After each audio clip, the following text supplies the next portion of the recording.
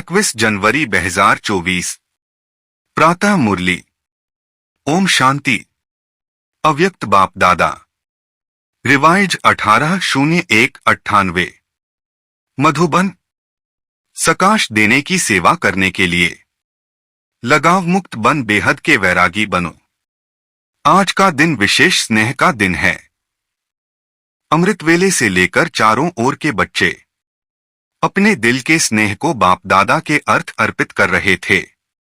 सर्व बच्चों के स्नेह के मोतियों की मालाएं बाप दादा के गले में पड़ती जा रही थी। आज के दिन एक तरफ स्नेह के मोतियों की मालाएं, दूसरे तरफ मीठे मीठे उल्हनों की मालाएं भी थी।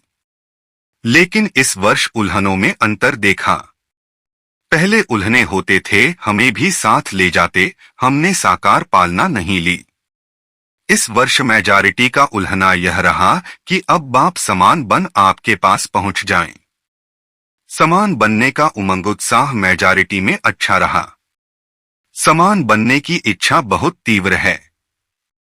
बन जाएं और आ जाएं, यह संकल्प रूह-रिहान में बहुत बच्चों का रहा। बाप दादा भी यही बच्चों को कहते हैं। समान भव, संपन्न भव, संपूर्ण भव। इसका साधन सदा के लिए बहुत सहज है, सबसे सहज साधन है। सदा स्नेह के सागर में समा जाओ। जैसे आज का दिन स्नेह में समाये हुए थे और कुछ याद था। सिवाय बाप दादा के और कुछ याद रहा? उठते बैठते स्नेह में समाये रहे। चलते फिरते क्या याद रहा? ब्रह्मा बाप के चरित्र और चित्र भी सामने रहा और चरित्र भी स्मृति में रहे। सभी ने स्नेह का अनुभव आज विशेष किया ना। मेहनत लगी, सहज हो गया ना। स्नेह ऐसी शक्ति है जो सब कुछ भुला देती है। न देह याद आती, न देह की दुनिया याद आती।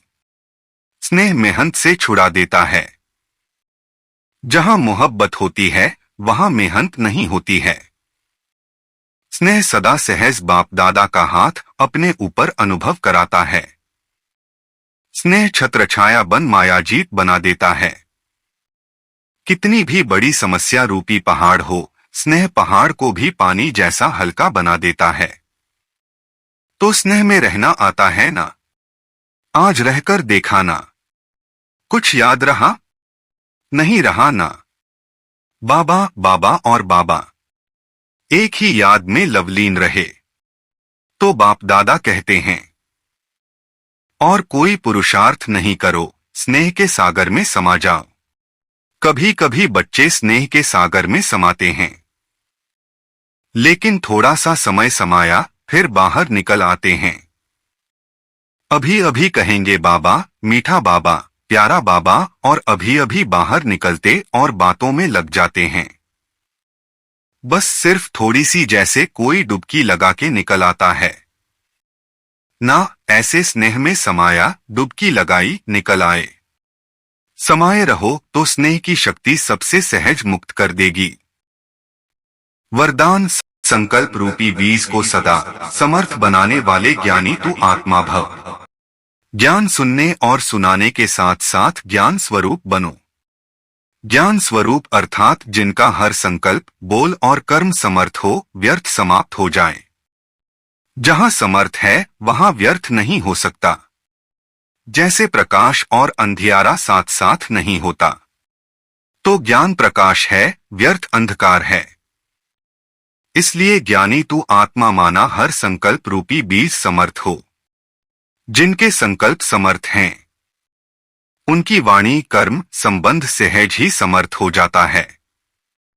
स्लोगन सूर्यवंश में जाना है तो योगी बनो, योद्धे नहीं। अव्यक्ति साइलेंस द्वारा डबल लाइट फरिश्ता स्थिति का अनुभव करो। डबल जिम्मेवारी होते भी डबल लाइट रहो। डबल लाइट रहने से लौकिक जिम्मेवारी कभी थकाएगी नहीं, क्योंकि ट्रस्टी हो।